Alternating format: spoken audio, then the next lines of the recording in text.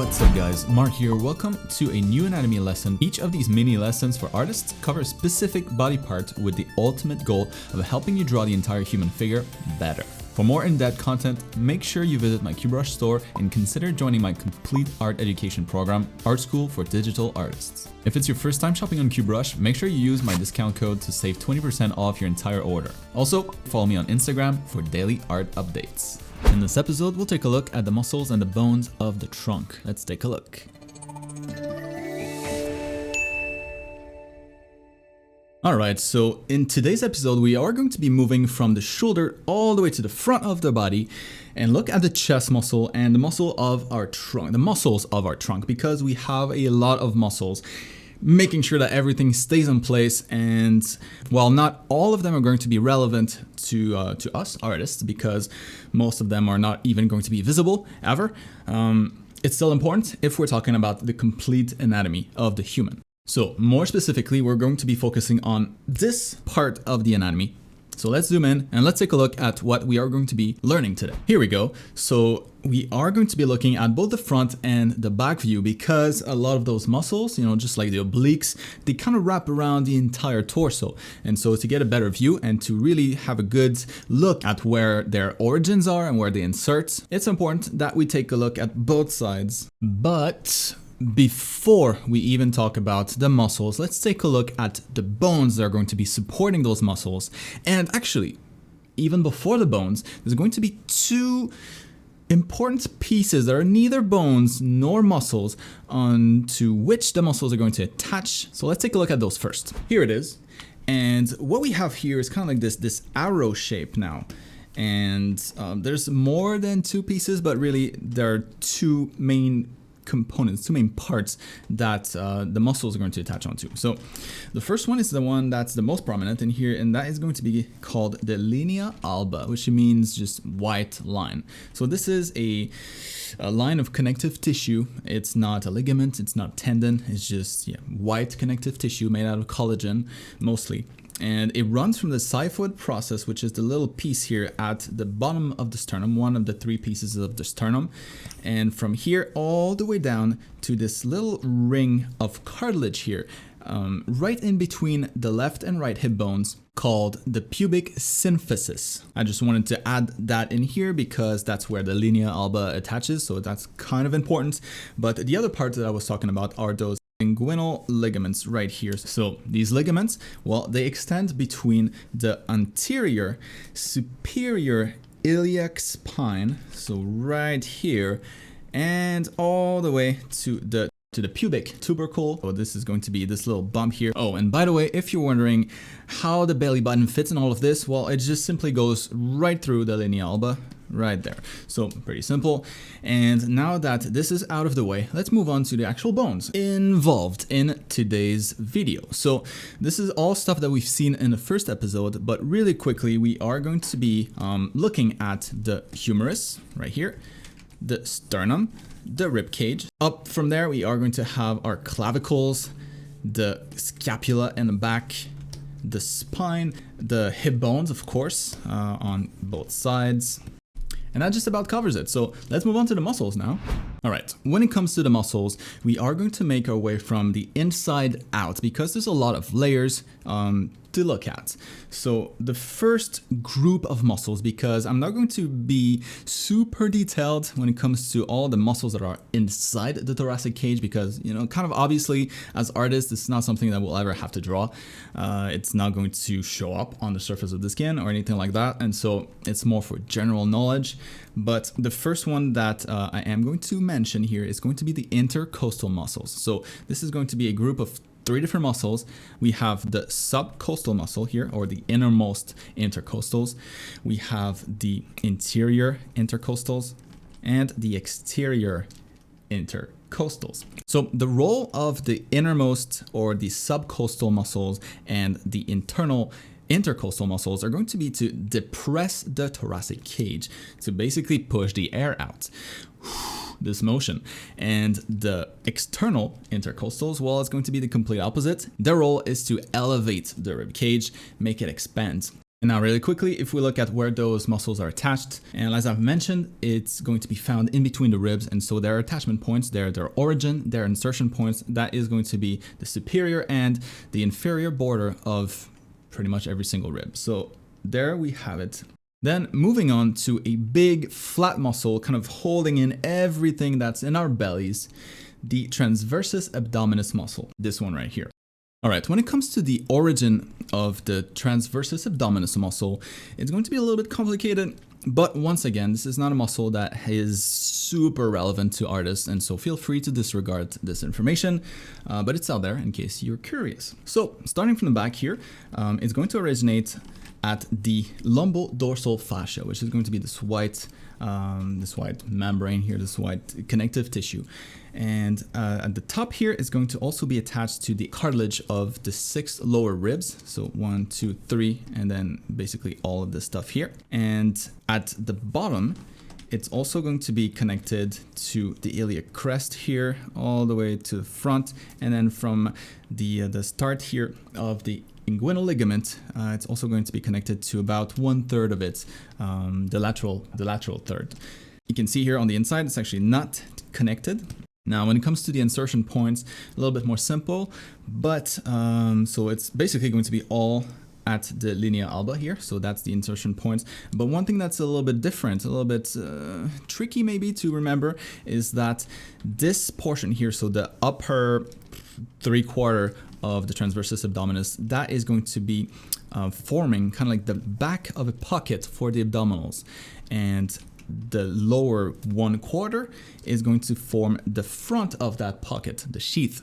And so we'll take a look at that a little bit later. But all that stuff in the front here, all the white, it ends in an aponeurosis, which is basically the equivalent of a tendon, but for wide and flat muscles. So it's very strong connective tissue that's going to be this stuff here. And that's what makes up the pouch for the abdominals. And talking about those abs, here we have it, the rectus abdominis muscle. So rectus, straight, long, when it comes to its origin. So we're going to have basically this entire section here at the base of the pubis. So the crest of the pubis, and also the pubic tubercle, and also the pubic symphysis right here. So it kind of touches this whole thing.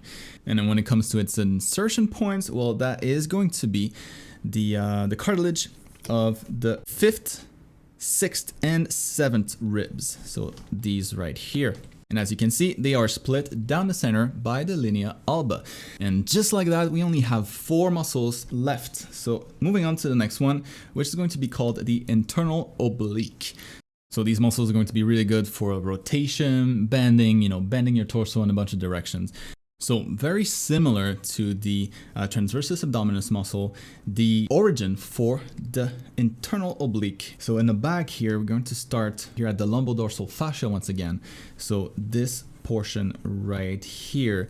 And then it's going to run along the entire iliac crest, but in the center of that crest. So if we hide all of these, as you can see, there's 3 different muscles that attach on the iliac crest, and we're talking about the center one right now.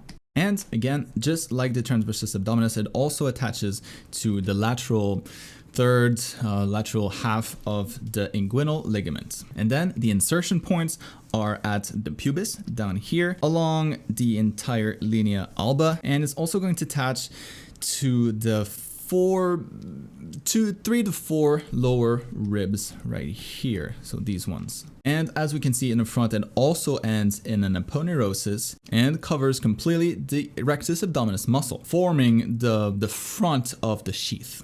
And so this is starting to become a little bit confusing how all of this is kind of layered. So let's take a look at a cross section of the entire abdomen. Here we go. So this cross section here, it's as if we chopped the entire abdomen in half, and we're looking at it from the top view, right? So here, really quickly, what we can see are the different muscles of the back that we haven't seen yet. So all of these muscles running along the spine, right? So we have one vertebra here, chopped in half. We're looking at this from the top view, right? And all the muscles of the torso that we've looked at so far, and the abs, the rectus abdominis, that would be right here. So this person clearly not that muscular, but there they are. And here we have the belly button and the linea alba in the center, right in between. And then on the side of the body here, we have the first layer on the inside that we are familiar with now, called the transversus abdominis muscle. And then we have the internal obliques, which is the second layer. And then we're about to get to the last layer, which is the external obliques. But as you can see here, they're just one on top of another. And what's interesting is how they connect here in the front of the body. So that sheath that I was talking about here, as we can see, the three layers kind of comes together and fuses together into this one piece that creates the front and the back side of the rectus abdominis, this sheath. And interestingly enough, the same happens in the back as well. So we have, I'm going to use the other side so we don't have that stray bit of rib kind of sticking out. But on the other side here, if I use a different color, so we have the transversus abdominis muscle, very thin on the inside. We have the one we just saw, the internal obliques, and then we have one that we're about to see, the external obliques. And all of these, as you can see here, they combine together to create this sheath here, this pocket for the muscles running along the spine. So that back side here, the back of the sheath that we can see here, is the same that we can see right there. And then we have the front part of the sheath that is going to cover the rest of the muscles of the back. Of course, I haven't painted those yet. That will come in a future video, but you can easily imagine that this whole thing would be covered just like the abs are. So yeah, hopefully that explained it a little bit better.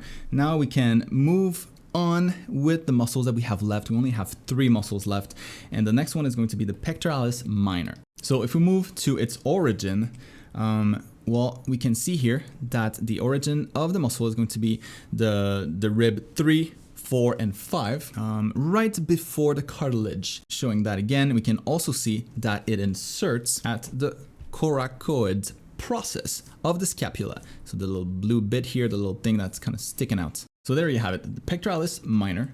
Moving on then to the external obliques. So when it comes to the origin for the external obliques, well, we're going to have the sternum a little bit, and also the external and lower borders of the lower 8 ribs. So we can see it a little bit better here from the back, but as you can see, it attaches to each of those lower ribs. And then when it comes to the insertion points for the external obliques, well, we're going to have at the base here, the pubis.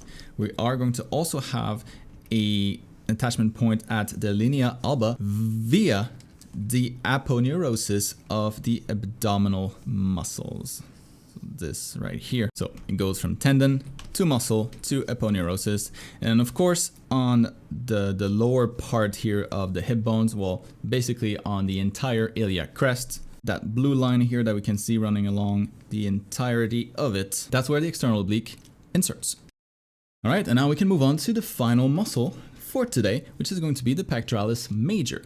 So pectoralis major is a big muscle and it attaches to a lot of different things. So let's take a look at its origin first. So the origin of the pectoralis major is basically the entire anterior surface of the sternum.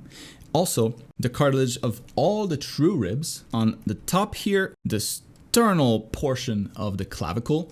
And then the lower part here is going to be connected to the aponeurosis of the external oblique. And that only leaves the insertion points for the pectoralis major, which are a little bit more simple. The little crest here of the greater tubercle of the humerus.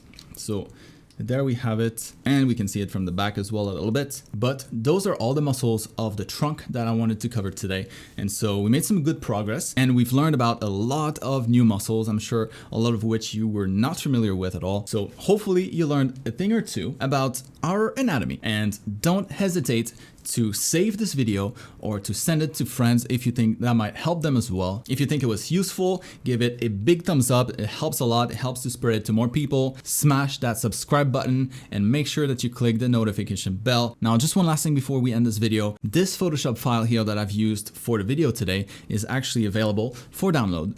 If you think this might help you, so you can trigger the different muscles on and off.